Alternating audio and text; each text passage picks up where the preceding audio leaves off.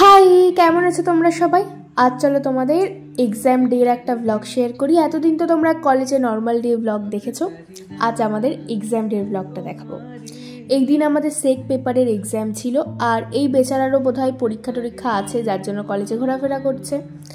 এর ভিতরে ডিপার্টমেন্টে যেতে গিয়ে এই ভয়ঙ্কর সুন্দর দৃশ্য দেখতে পাই, যেখানে সবাই করিডোরে দাঁড়িয়েই লেখাপড়া করছে। কিন্তু আমি ডিপার্টমেন্টে গিয়েই বইটা খুলেছিলাম, কিন্তু এক পাতাও পড়িনি, কারণ স্বাভাবিকভাবে বন্ধুরা সামনে থাকলে তো বুঝতেই পারছো কি হয়। আর এই দিনই ছিল আমাদের অ্যাসাইনমেন্ট সাবমিশন, মানে এক্সাম প্লাস সাবমিশন।